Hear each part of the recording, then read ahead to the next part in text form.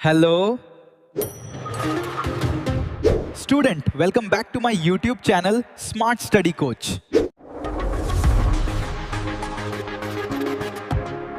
Heading डालिए चालक के प्रतिरोध।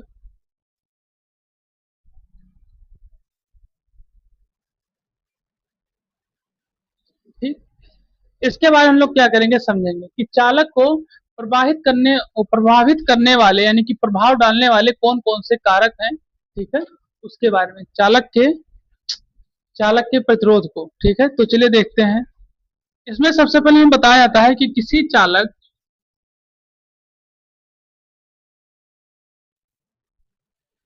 चलिए इसको नोट कर लीजिए, फिर इसको समझेंगे।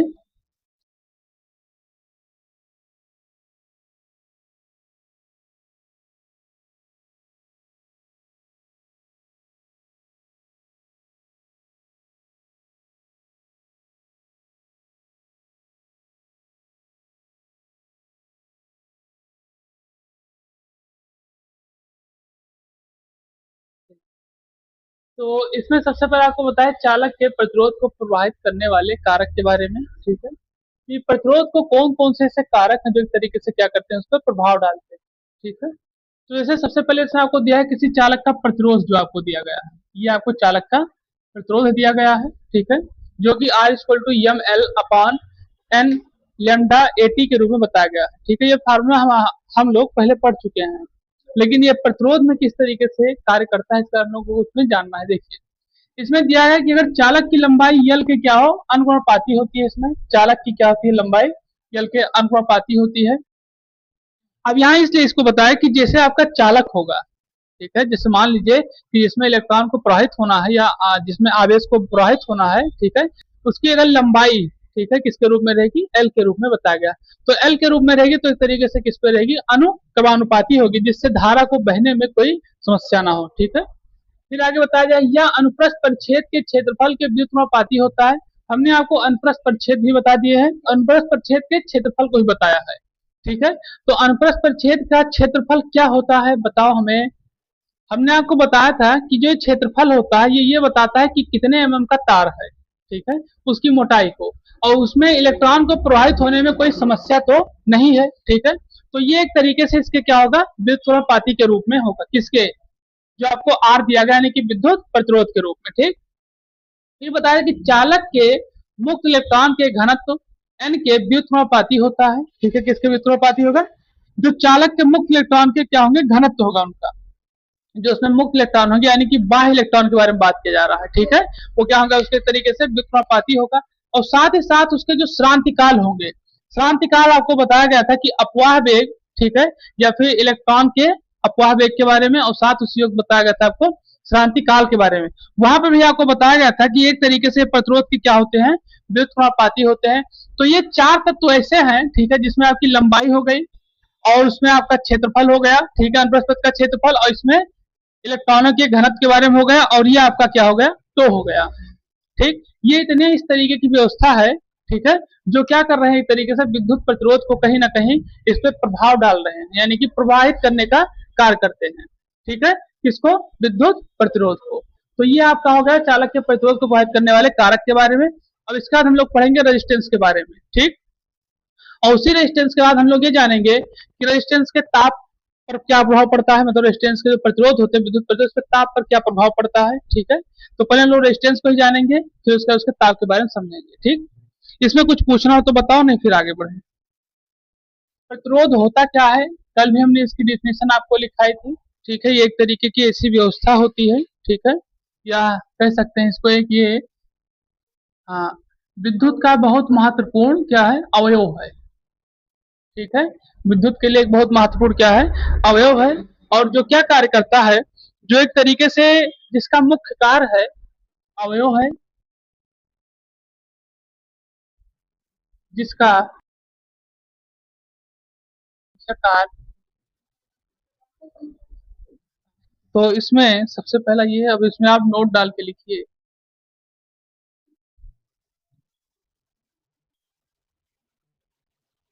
यदि रेजिस्टेंस बढ़ता है, यदि रेजिस्टेंस बढ़ता है तो रेजिस्टेंस बढ़ता है तो करंट कम हो जाता है,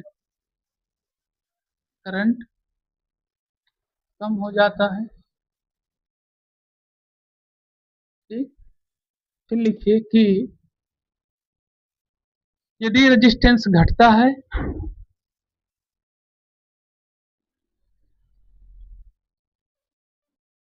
यदि रेजिस्टेंस घटता है तो करंट बढ़ जाता है। ठीक, ठीक है। और ये कार्य कैसे करता है, जैसे हमें मान ले, इस पे क्वेश्चन के माध्यम से समझेंगे। जैसे हमें मान ले कैसे बढ़ता घटता है, कि अगर मान लीजिए कोई 10 वोल्ट है, 10 वोल्ट की धारा एक तरीके से प्रवाहित हो रही है, ठीक है। और उसमें यह कहा जाए कि इसमें जो रेजिस्टेंस है, क्या इसमें जो क्या है रेजिस्टेंस है,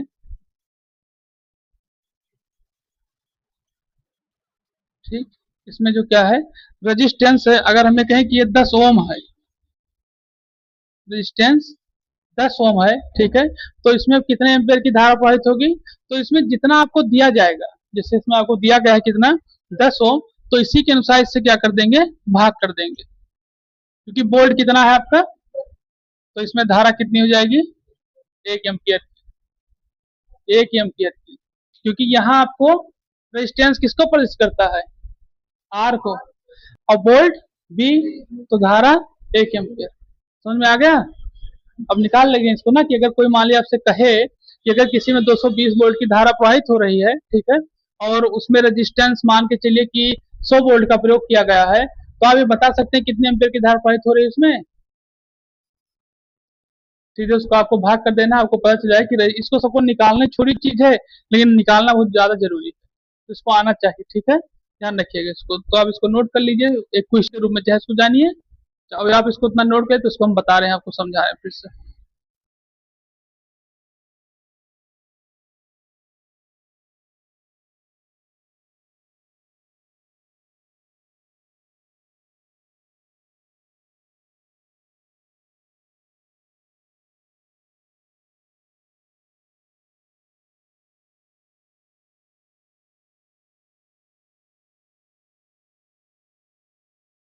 यहाँ आपको बताया गया है, क्या बताया जाए प्रतिरोध के बारे में, कि विद्युत अवयव है, ठीक है, यह एक तरीके से रेजिस्टेंस क्या है, विद्युत का अवयव है, ठीक, जिसका मुख्य कार्य क्या होता है, धारा को नियंत्रित करना, या धारा के प्रवाह को नियंत्रित करना, या धारा को तरीके से उस पर अवरोध लगाने का कार्य रहता है, ठीक है।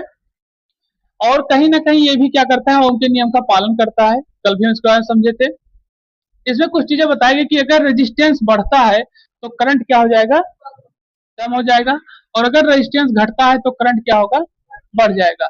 अब इसमें ये चीज तो आपको बताई गई, साथ साथ इसमें ये भी दिया गया है कि अगर 10 वोल्ट की कोई धारा है, मान लीजिए कोई 10 वोल्ट का विभवांतर दिया गया है, और उसका रेजिस्टेंस 10 ओम ही है, तो उसमें धारा कितनी हो जाएगी, 1 एम्पियर की धारा प्रवाहित होगी।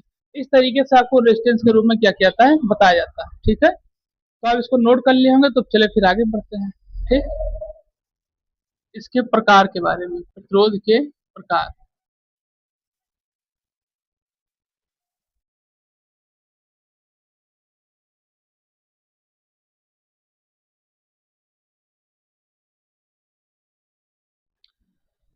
इसमें क्या होता है स्थिर प्रतिरोध में, इस प्रतिरोध में,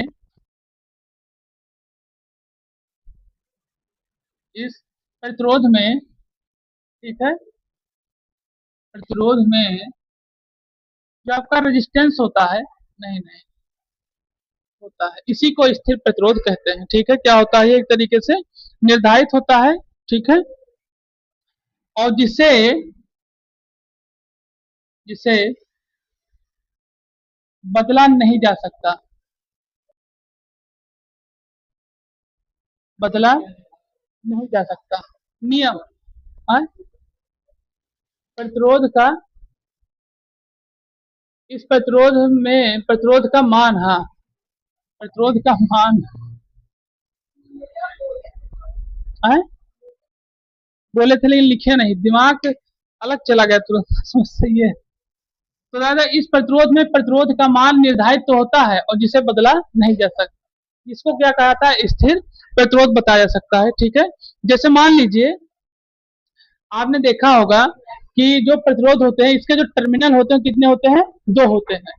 तो यहाँ आपको बताया जा रहा था कि इसे बदला नहीं जा सकता। आपने देखा होगा कि जो प्रतिरोध होते हैं उसमें 2 टर्मिनल होते हैं।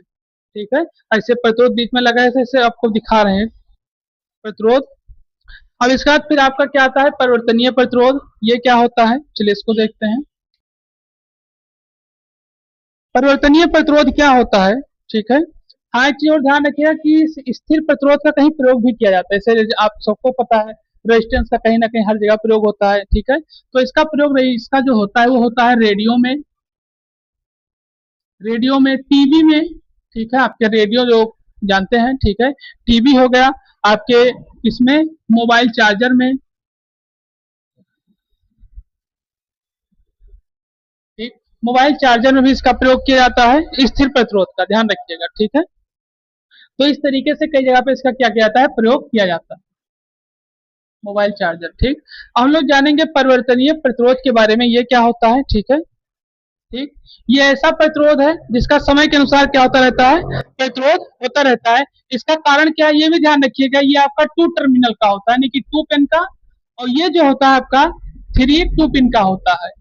ठीक, ये 3 पिन का भी होता है और 2 पिन का भी क्या होता है, इसका प्रयोग किया जाता है। ये आप टर्मिनल कहाँ देखेंगे, ये रेजिस्टेंस, ये आप देखेंगे जो आपने देखा होगा पंखे को तेज और धीमे किया जाता है, उसमें रेजिस्टेंस में इसका प्रयोग किया जाएगा। ध्यान रखिएगा, पंखे के रेगुलेटर में इसका प्रयोग किया जाता है, लिख लीजिए इसका प्रयोग होता है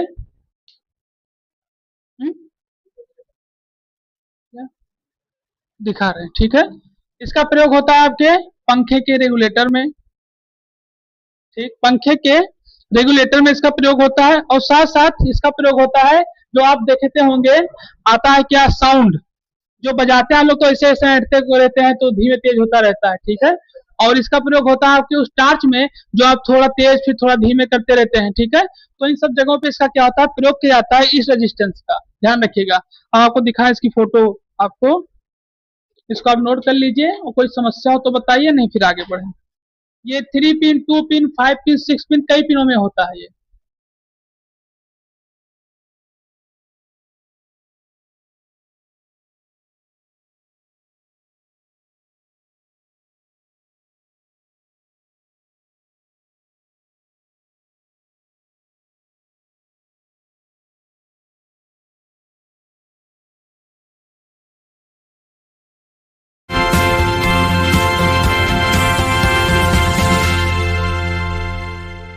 चैनल को लाइक करें, शेयर करें, सब्सक्राइब करें, कमेंट करें और फॉलो करें।